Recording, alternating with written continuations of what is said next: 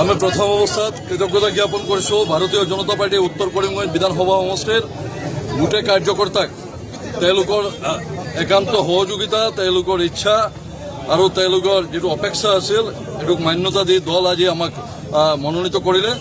আমি বহুত বহুত কৃতজ্ঞতা আৰু ধন্যবাদ জ্ঞাপন কৰিছোঁ আমাৰ মাননীয় মুখ্যমন্ত্ৰী, এই আসাম ৰাজ্যৰ যশস্বী মুখ্যমন্ত্ৰী শ্ৰদ্ধেয় ডক্টৰ হিমন্ত বিশ্ব শৰ্মা মহোদয়ক।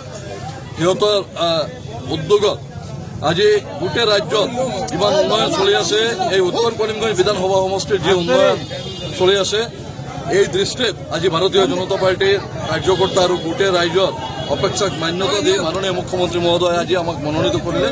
আমি মুখ্যমন্ত্ৰী মহোদয়ৰ ওচৰত বহুত বহুত কৃতজ্ঞতা আৰু ধন্যবাদ জ্ঞাপন কৰিছোঁ।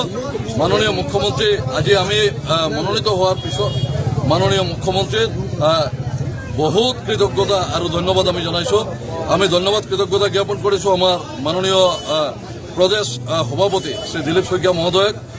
মাননীয় দিলীপ শইকীয়া মহোদয়ৰ কাৰণে এই মনোনয়ন পোৱা আমি বহুত আগবাঢ়িছোঁ আৰু আমি ধন্যবাদ কৃতজ্ঞতা জ্ঞাপন কৰিছোঁ আমাৰ মাননীয় মন্ত্ৰী শ্ৰী পীযুষ হাজৰিকা মহোদয়, মাননীয় মন্ত্ৰী শ্ৰী জয়ন্ত মল্ল বৰুৱা মহোদয়, মাননীয় মন্ত্ৰী শ্ৰী কৃষ্ণেন্দু পাল মহোদয়, মাননীয় মন্ত্ৰী শ্ৰী কৌশিক ৰায় মহোদয়ক আমি তেওঁলোকক কৃতজ্ঞতা জনাইছোঁ।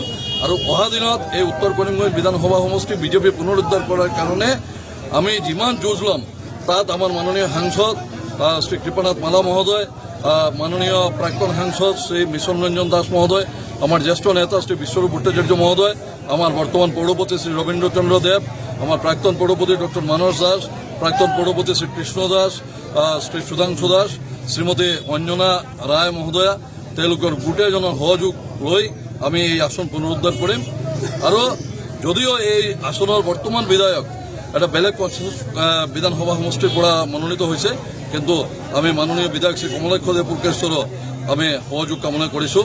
আজিৰ এই দিনত এইটো গোটেই ভাৰতীয় জনতা পাৰ্টীৰ এই বিধানসভা সমষ্টিৰ ৰাইজৰ তেওঁলোকৰ প্ৰত্যাশা, তেওঁলোকৰ আশাৰ প্ৰতিফলন আমাৰ মাননীয় মুখ্যমন্ত্ৰী আৰু আমি মাননীয় প্ৰদেশ সভাপতি আৰু আমাৰ মন্ত্ৰীজনক আমি কৃতজ্ঞতা জ্ঞাপন কৰিছোঁ।